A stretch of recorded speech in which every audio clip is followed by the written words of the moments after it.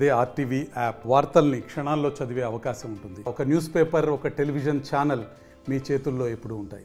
నమస్తే, welcome to RTV. నేను Chandrasekhar.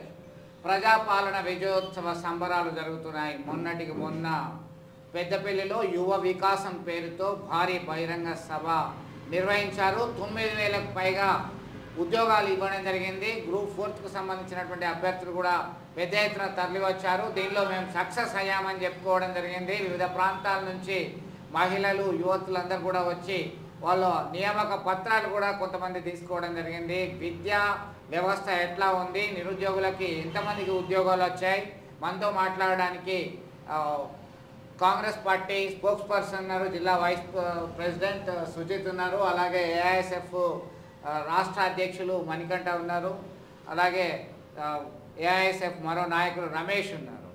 So welcome to RTV all of you.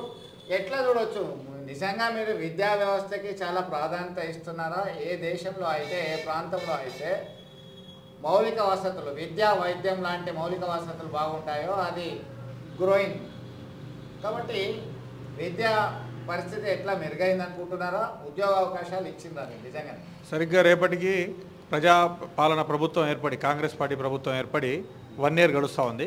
మీరు చూసుకుంటే అంతకుముందు 9.5 సంవత్సరాల పైగా కేసీఆర్ లేకపోతే ఆయన టీం మొత్తం తెలంగాణ రాష్ట్రాన్ని పాలించడం జరిగింది.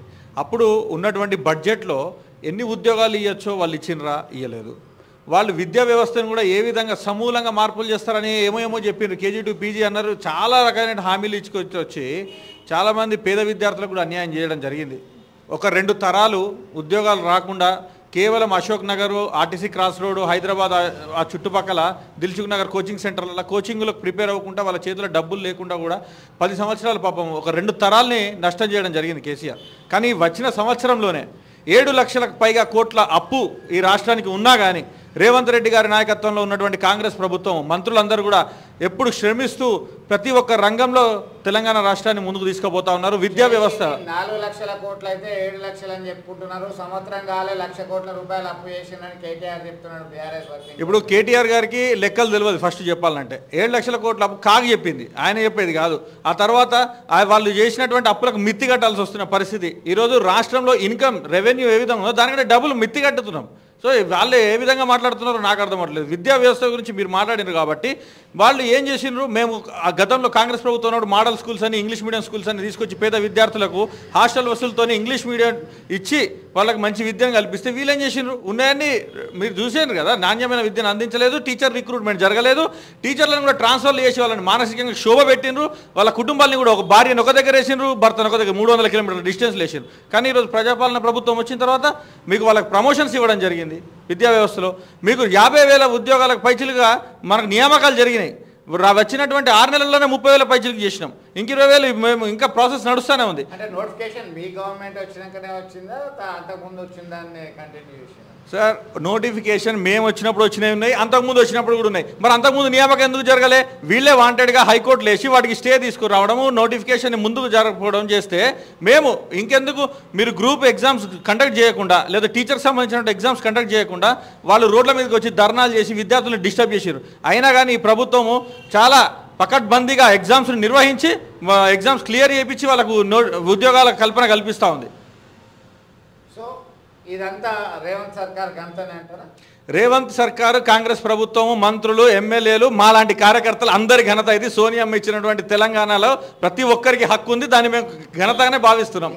సోనియమ్మ ఇచ్చింది అంటే మళ్ళీ అదొక పెద్ద డిబేట్ అయితే సబ్జెక్టు. మీరు చెప్పండి, మనీ ఉద్యోగాలు కల్పనలో కాంగ్రెస్ ప్రభుత్వం సక్సెస్ అయిందా, ఫెయిల్యూర్ అయిపోయిందా? 55,000 ఉద్యోగాలు ఏడాది ఇచ్చినామన్నారు, నిజమా? విద్యా వ్యవస్థ ఎట్లా ఉంది? ఒకవైపు పురుగులన్నం ఉన్నది, ఆదిలాబాద్కు చెందినటువంటి విద్యార్థిని మృతి చెందింది, నాణ్యమైనటువంటి ఆహారం అందకలే అని చెప్పేసి దీని మీద కోర్టులు స్పందించాల్సినటువంటి పరిస్థితి వచ్చింది. వివిధ ప్రాంతాల్లో ఎక్కడికక్కడ అస్వస్థతకు గురవుతున్నారు. మరొక వైపు ప్రభుత్వ పెద్దలేమో కుట్రలు చేస్తున్నారు అంటున్నారు. అంటే నిజాలు మాట్లాడితే కుట్రలు చేసినట్ట, నిజంగా వీళ్ళు అంత చిత్తశుద్ధితో పనిచేస్తున్నారా? ఏడాది కాలంలో ఎట్లా ఒక విద్యార్థి నాయకులు ఏం అబ్జర్వ్ చేశారు? తెలంగాణ రాష్ట్రం ఏర్పడిందే మన ఉద్యోగాలు మన నిధులు మన నీళ్ళ నియామకంతో.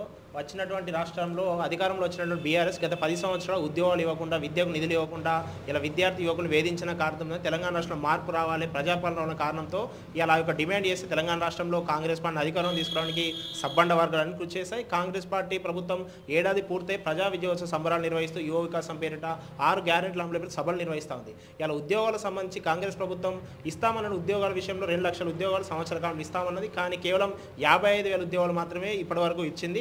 ఆ యొక్క ఉద్యోగాల విషయంలో బీఆర్ఎస్ వారు మేము ఇచ్చిన వాటిని ఇలా కాంగ్రెస్ పార్టీ ఇస్తుందన్న విషయాన్ని ఒక దుష్ప్రచారం చేస్తూ ఉంది. ఆనాడు మీకు ఒకవేళ బీఆర్ఎస్ పార్టీ వారు ఉద్యోగాలు ఇవ్వాల్సి వస్తే ఇలా పరీక్షలే సక్రమంగా నిర్వహించండి, మీరు ఆనాడు ఇలా ఉద్యోగాలు ఇవ్వడంలో పూర్తిగా వైఫల్యం చెందారు. కాంగ్రెస్ పార్టీ కూడా ఇలా మొదట ముఖ్యమంత్రి గారు సీఎం బాధ్యతలు నిర్వహించడం మొదటిసారి సీఎంగా ఎన్నికైన మొదటిసారి వారు టీఎస్పీఎస్పై సమీక్ష నిర్వహించి దాని ప్రక్షాళన చేసి కమిటీ సభ్యులు ఎన్నుకున్నారు. కానీ టీఎస్పీఎస్సీలో ఇలా నమోదు చేసుకున్న నిరుద్యోగులందరూ కూడా నిరుద్యోగ భృతి ఇవ్వకుండా, అంటే ఇలా కాంగ్రెస్ పార్టీ గారు రేవంత్ రెడ్డి గారు ముఖ్యమంత్రి అయిందంటే కేవలం నిరుద్యోగ యువకుల యొక్క ఓట్లు వారి తల్లిదండ్రుల ఓట్ల వల్లనే. ఇలా నిరుద్యోగ యువకులకు సంబంధించి నిరుద్యోగ భృతి లేదు, జాబ్ క్యాలెండర్ ప్రకటించారు. కానీ ఇలా జాబులు ఇలా ఉద్యోగాల ప్రవేశ పరీక్షల సమయంలో చాలా గందరగోళం పరుస్తుంది. ఆ తేదీ నాడే మరొక పరీక్షలు రావడం, ఇలా ప్రభుత్వం మొండిపాటుతో పరీక్షలు నిర్వహించడం, గ్రూప్ 3, గ్రూప్ 2, గ్రూప్ 1 పరీక్షల్లో చాలామంది విద్యార్థులు సమయాన్ని మార్చాలని, తేదీలు మార్చాలని గందరగోళం పరుస్తుంది. అయినప్పటికీ కాంగ్రెస్ ప్రభుత్వం ఉద్యోగాల కల్పనలో కొంత ముందుకు వెళ్తా ఉన్నా నిరుద్యోగులకు సంబంధించి ఇలా పూర్తిగా ప్రభుత్వం కోచింగ్ ఇవ్వడం అదేవిధంగా నిరుద్యోగ భృతి ఇవ్వడం దాంట్లో చేస్తే బాగుంటుందని అభిప్రాయం చేస్తూ ఉన్నాం. ఇలా విద్యారంగానికి సంబంధించి 10 ఏళ్లలో కేసీఆర్ ఎప్పుడు కూడా విద్యారంగంపై సమీక్ష చేయకుండా నిర్లక్ష్యం చేశారు. కాబట్టి విద్యార్థులు ఆనాడు ఫీజు రియంబర్స్మెంట్ కేసీఆర్ నిర్లక్ష్యం చేసి 4 ఏళ్ళ ఫీజు బకాయిలు ఇవ్వలేదు. రేవంత్ రెడ్డి గారు మేము అధికారంలోకి వస్తే ఏకకాలంలో ఫీజు బకాయిలు విడుదల చేస్తాం, ఇలా ఫీజు రియంబర్స్మెంట్ ప్రవేశపెట్టింది మా రాజశేఖర రెడ్డి గారు అని అన్నాడు. పీసీసీ అధ్యక్షుడు రేవంత్ రెడ్డి గారు చెప్పారు.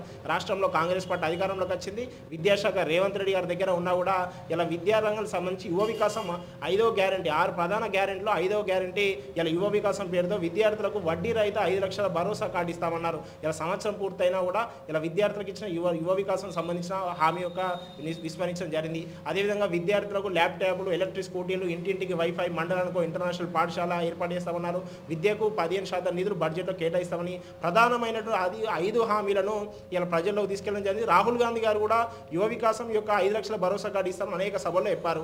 ఇలా ఏడాది పాలన పూర్తయినా కూడా విద్యారంగానికి ఇచ్చిన ఒక్క హామీని కూడా ఎందుకు అమలు చేయలేదు? ఇలా రేవంత్ రెడ్డి గారి దగ్గర విద్యాశాఖ ఉంటే ఇలా విద్యారంగం బాగుపడతాయి, విద్యారంగం ముందుకు పోతానని అనుకున్నాం. ఆయన దగ్గర విద్యాశాఖ ఉన్నా కూడా ఒక్క హామీ కూడా అమలు చేయకుండా నిర్లక్ష్యం చేశారు. ఇలా స్కిల్ యూనివర్సిటీ అడిగినటువంటి స్కిల్ యూనివర్సిటీని ఏర్పాటు చేస్తున్నారు. దానివల్ల తెలంగాణ యొక్క విద్యార్థులకి ఉపయోగం అనేటువంటిది అంత పెద్ద ఆశించాలి లేకుండా పోతా ఉంది. అంతేకాకుండా ఇలా మండలానికి ఇంటర్నేషనల్ పాఠశాలకు ఈ యొక్క సంవత్సరం కాలంలో కనీసం సీఎం నియోజకవర్గం కానీ మంత్రుల నియోజకవర్గంలో పైలట్ ప్రాజెక్టుగా ఒక ఇంటర్నేషనల్ పాఠశాల ఏర్పాటు చేస్తే బాగుండేది. కానీ ఇలా ఇంటర్నేషనల్ పాఠశాలను విస్మరించి సంయుక్త హాస్టల్ను నిర్మాణం చేస్తామని చెప్తా ఉన్నారు. ఇప్పటికే హాస్టల్ అన్నీ ఉన్నాయి, హాస్టల్లో అద్దె భవనాలు లేని పరిస్థితి ఉంది, హాస్టల్లో సకల సౌకర్యాలతో ఉన్నాయి, ఫుడ్ పాయిజన్లు జరుగుతూ ఉన్నాయి. ఇలా ఫుడ్ పాయిజన్లు జరుగుతూ ఉన్నాయి, ఎక్కడ కూడా మంత్రులు సమీక్షించడం లేదు, ప్రజాప్రతినిధులు ఎమ్మెల్యేలు సందర్శించలేకపోవడం మూలంగా రాష్ట్ర వ్యాప్తంగా ఆహారం నాణ్యత లేకుండా ఆహారం కల్తీ అవ్వడం వల్ల విద్యార్థులు ఫుడ్ పాయిజన్ కొడుతూ ఉన్నారు. ఇలా బీఆర్ఎస్ గత పాలనలో ఎప్పుడు కూడా మెస్ ఛార్జీలు పెంచలేదు, కానీ కాంగ్రెస్ పార్టీ అధికారంలో వచ్చినంత మెస్ ఛార్జీలు పెంచింది.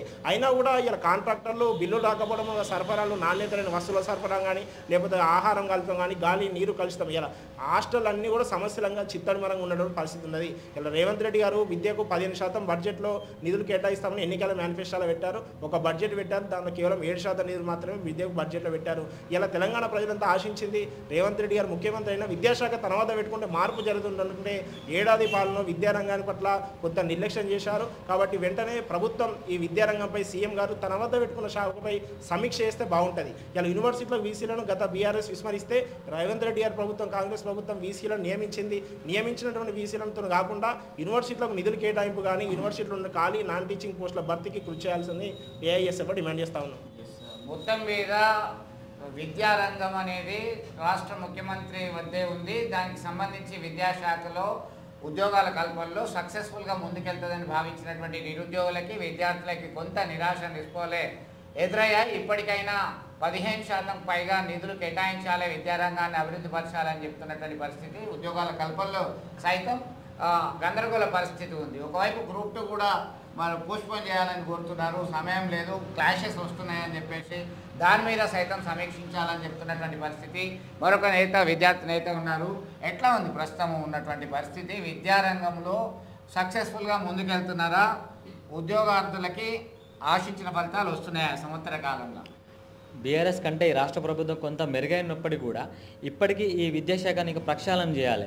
ఇలా సంక్షేమ హాస్టల్లో, గురుకుల హాస్టల్లో ఫుడ్ పాయిజన్లు అవుతున్నాయి. దీనికి కారణం అసలు ఏంది అని ఏ ఒక్క నాడు కూడా ఈ రాష్ట్ర ప్రభుత్వం ఆ పాఠశాలలకు వెళ్ళి, గురుకుల హాస్టల్కి వెళ్ళి సందర్శించిన పాపాన పోలేదు. ఇలా అధికారులకు మాత్రమే చెప్తారు కానీ మంత్రులు కానీ ఎమ్మెల్యేలు కానీ ఏ ఒక్కరోజు సంక్షేమ హాస్టళ్లకు సందర్శించడం లేదు. అక్కడికి వెళ్ళి సమస్యలు తెలుసుకోవాలి. రెండోది, ఇలా ప్రభుత్వ పాఠశాలలు పూర్తిగా నిర్వీర్యమయ్యే పరిస్థితిలో ఉన్నాయి. ఇలా ప్రభుత్వ పాఠశాలలు శిథిలావస్థలో ఉన్నాయి. ఇలా ఈ రాష్ట్ర ప్రభుత్వం వెంటనే ప్రభుత్వ పాఠశాలలు సందర్శించి అసలు చాలా చోట్ల మరుగుదొడ్లు లేక అమ్మాయిలు చాలా ఇబ్బందికి గురవుతున్నారు. మీరు అన్నట్టుగా దరూరు, జగిత్యాల జిల్లా కేంద్రంలో దరూరు అనేది గురుకుల పాఠశాల ఉన్నది. గత కొంతకాలం నుంచి అక్కడే ఉన్నది. 3 మెన్ కమిటీ వేశారు, మార్చాలనుకున్నారు. ఆడ వాష్రూమ్లోనే ట్రంకు పెట్టెలు పెట్టుకొని ఉంటున్నారు. 46 మంది విద్యార్థులకు సరిపడేటువంటి మౌలిక వసతులు లేవు. అదొకటైతే 5 తరగతులకు సంబంధించినటువంటి విద్యార్థులంతా ఒకే రూమ్లో ఉన్నటువంటి ఘటన వెల్గటూరులో చోటు చేసుకుంది. అంటే ఒకవైపు పాములు, గురుకుల విద్యాలయాల్లో నాణ్యమైనటువంటి విద్య లేక, మధ్యాహ్న భోజనం సరిగా లేక ఇట్లాంటి ఇబ్బందులు ఎదుర్కొంటున్నటువంటి పరిస్థితి. రాష్ట్ర వ్యాప్తంగా మీరు చూసుకున్నట్టయితే 49 మంది గురుకుల విద్యార్థులు ఇలా చనిపోవడం జరిగింది. ఈ రాష్ట్ర ప్రభుత్వానికి ఎన్నిసార్లు మేము ధర్నాలు, రాస్తారోకలు చేసినా నిమ్మకు నీరెత్తినట్లుగా వ్యవహరిస్తున్నారు. ముఖ్యంగా మీరు గమనించినట్లయితే ఆర్ఎస్ ప్రవీణ్ కుమార్ ఉన్నప్పుడు గురుకుల హాస్టల్ అంటే ఒక క్రేజీ ఉండేది. హాస్టల్లో సీట్ అంతా బాగుండదు. ఇలా గురుకుల హాస్టల్లకు విద్యార్థులు పోవాలంటే భయపడే పరిస్థితి ఉంది. ఇలా రాష్ట్ర చరిత్రలోనే ఒక విద్యాశాఖకు ఇప్పటివరకు కూడా మంత్రిని కేటాయించకపోవడం చాలా బాధాకరం. ఇలా రేవంత్ రెడ్డి దగ్గర ఉన్నటువంటి విద్యాశాఖ ఉంటే ప్రభుత్వం బాగుపడుతుంది, విద్య బాగుపడుతుందని అనుకున్నటువంటి విద్యార్థులకు ఈరోజు ఏ మాత్రం మేలు జరగడం లేదు. ఇలా మీరు సంక్షేమ హాస్టళ్లను చూసుకున్నట్లయితే అన్ని అద్దె భవనాలనే ఉన్నాయి. ఇలా అద్దె భవనాలకు గత ప్రభుత్వం బిల్లులు చెల్లించలేకపోవడం వలన ఈ రాష్ట్ర ప్రభుత్వం వచ్చినాకైనా బిల్లులు చేస్తేనే ఎదురు చూస్తున్నటువంటి ఆ భవనదారులకు బిల్లులు చెల్లించకపోవడం వలన ఇలా ఖాళీ చేయమని చెప్తున్నారు. ఇలా సంక్షేమ హాస్టళ్ల విద్యార్థుల పరిస్థితి అన్నమో రామచంద్ర అనే పరిస్థితి. ఒక పక్క భవనాలు ఖాళీ చేయాలని చెప్తున్నారు, ఒక పక్క ఈ రాష్ట్ర ప్రభుత్వం బిల్లులు ఇస్తలేదు. అదేవిధంగా చూసుకున్నట్టయితే ఇలా సరుకులు కూడా నాసి రకమైన సరుకులు సప్లై చేస్తున్నప్పటికీ రాష్ట్ర ప్రభుత్వం ఒక ఫుడ్ అండ్ సేఫ్టీ అధికారులు ఇప్పటివరకు కూడా నియమించి వాటి మీద తనిఖీలు చేయలేకపోతుంది. ఈ రాష్ట్ర ప్రభుత్వం, ముఖ్యంగా రాష్ట్ర ప్రభుత్వం విద్యాశాఖను పూర్తిగా నిర్వీర్యం చేస్తుంది. ఇలా వీసీలను నియమించింది కానీ టీచింగ్, నాన్ టీచింగ్ పోస్టులను భర్తీ చేయడంలో పూర్తిగా విఫలమైంది. ఎట్లా అయితే బాగుంటుంది, ఎలాంటి రిఫార్మ్స్, సంస్కరణలు తీసుకొస్తే విద్యా వ్యవస్థ మెరుగుపడే అవకాశాలు ఉంటాయి. రెండవ పాయింట్, ఎట్లా అయితే నిరుద్యోగులకి ఉద్యోగ అవకాశాలు అధికంగా వచ్చే అవకాశాలు ఉంటాయి. ఇలా ప్రభుత్వ పాఠశాలకు సంబంధించి ఒక కమిటీ వేసి అసలు ప్రభుత్వ పాఠశాలలకు అసలు ఎంత నిధులు కేటాయించాలి, ఎన్ని కేటాయించాలి, అసలు ఎన్ని ప్రభుత్వ పాఠశాలలు శిథిలావస్థలో ఉన్నాయి, ఎన్ని బాగున్నాయని ఒక కమిటీ వేసి ఆ కమిటీ ద్వారా నివేదికను సేకరించి వాటి అభివృద్ధి కొరకు కొన్ని నిధులను కేటాయించాలి. అదేవిధంగా యూనివర్సిటీలు గత ప్రభుత్వం పూర్తిగా నిర్వీర్యం చేసి పడేసింది. అసలు టీచింగ్, నాన్ టీచింగ్ పోస్టులను వీసీలను ఎవరిని పట్టించుకోలేదు. ముఖ్యంగా మరి వాళ్ళ పీరియడ్లు ఏంటంటే వీసీలందరూ అవినీతికి పాల్పడ్డ వాళ్ళే. ఈ ప్రభుత్వం అన్న వీసీలను మంచిగా జరగాలని కోరుతాం. రెండవది ఏంటంటే ఇలా చాలా యూనివర్సిటీలలో మన శాతవాహనం చూసుకుంటే ఇప్పటివరకు ఇక్కడ PhD నోటిఫికేషన్ లేదు. దీనివలన పేద మధ్యతరగతి విద్యార్థులు తీవ్ర ఇబ్బందులకు గురవుతున్నారు. కనుక ఈ రాష్ట్ర ప్రభుత్వం స్పెషల్గా శాతవాహన యూనివర్సిటీ మీద ఫోకస్ చేయాలని కోరుతున్నాం. అదేవిధంగా టీచింగ్, నాన్ టీచింగ్ పోస్టులను కూడా భర్తీ చేస్తే పేద మధ్యతరగతి విద్యార్థుల జీవితాల్లో బాగుపడుతుంది. మరి ముఖ్యంగా ఏంటంటే ఈరోజు డిగ్రీ కళాశాలలకు రియంబర్స్మెంట్ ఇవ్వకపోవడం వలన ఇలా పిల్లలు తమ చదువుల్ని మధ్యలోనే ఆపేసే ప్రమాదం ఉన్నది. రాజశేఖర్ రెడ్డి గారి పీరియడ్లో ఎంతోమంది విద్యార్థులు ఇలా పీజీలు, ఇంజనీరింగ్లు బీట్ చేసి ఉన్నత స్థానాలకు వెళ్ళారు. కానీ ఈ గవర్నమెంట్ వచ్చిన తర్వాత కూడా అదే విధంగా జరుగుతుందని చెప్పి ఆశపడ్డ ఈ విద్యార్థులకు కొంత నిరుత్సాహం ఉంది. ఎందుకంటే ఇలా రియంబర్స్మెంట్ ఇస్తలేదని చెప్పి డిగ్రీ కాలేజీలు ఇప్పుడు స్ట్రైక్ చేస్తున్నప్పటికీ ఇప్పటివరకు కూడా ఈ రాష్ట్ర ప్రభుత్వం స్పందిస్తలేదు. ఇప్పటికైనా రియంబర్స్మెంట్ ఇవ్వాలి. ప్రభుత్వ పాఠశాలను, సంక్షేమ హాస్టళ్లను, గురుకులాలను మంత్రులు, ఎమ్మెల్యేలు సందర్శించి ఒక పూట అవసరమైతే రాత్రి అక్కడే నిద్రపోవాలని కోరుతున్నాం. అదేవిధంగా ప్రభుత్వ పాఠశాలలకు నిధులు కేటాయించి వాటిని అభివృద్ధి చేయాలని డిమాండ్ చేస్తూ ఉన్నాం. మొత్తం మీద ప్రజాపాలన విజయోత్సవ సంబరాలు చేయడం కాదు, విద్యారంగ వ్యవస్థలో సమూలమైనటువంటి మార్పులు తీసుకురావాలి. ప్రతిపక్ష నేతలు పాఠశాల బాట పట్టడం కాదు, గురుకుల బాట పట్టడం కాదు, అధికారంలో ఉన్నటువంటి ఎమ్మెల్యేలు, మంత్రులు పాఠశాలకు వెళ్లాల్సినటువంటి ఆవశ్యకత ఉంది. వాటిని సందర్శించి నిజంగా నాణ్యమైనటువంటి విద్య అందిస్తున్నారా, నాణ్యమైనటువంటి భోజనం పెడుతున్నారా, ఎందుకు ఇట్లాంటి పరిస్థితి వచ్చింది, గతంలో ఉన్నటువంటి పరిస్థితికి ఇప్పటికి ఉన్నటువంటి వచ్చిన తేడా ఏంది, ఎట్లాంటి మార్పులు అయితే బాగుంటుంది అనే దాని మీద చూడాల్సినటువంటి అవసరం ఉంది. ఫీజు రియంబర్స్మెంట్ వెంటనే విడుదల చేయాలనేటువంటి అంశాన్ని కూడా తెర మీదకి తీసుకొచ్చినటువంటి పరిస్థితి. మొత్తం మీద ఈ ఉద్యోగాలు, పోటీ పరీక్షలకు సంబంధించి ఒక జాబ్ క్యాలెండర్ విడుదల చేస్తే ఖచ్చితంగా ఇంప్లిమెంట్ చేయాల్సినటువంటి పరిస్థితి ఉంది అని చెప్పి వారు అభిప్రాయం వ్యక్తం చేయడం జరిగింది. ఇప్పటికైనా ఒక సంస్కరణలు చేపట్టి నిర్మాణాత్మకంగా వ్యవహరించాల్సినటువంటి అవసరం ఎంతైనా ఉంది అని చెప్పి భావించవచ్చు. ఇది తాజా అప్డేట్కి సంబంధించిన డిబేట్. మరిన్ని వీడియోస్ కోసం ఛానల్ ని సబ్స్క్రైబ్ చేయండి, లేటెస్ట్ అప్డేట్స్ కోసం వాట్సాప్ ఛానల్ ని ఫాలో చేయండి అండ్ లింక్ డిస్క్రిప్షన్ లో ఉంది.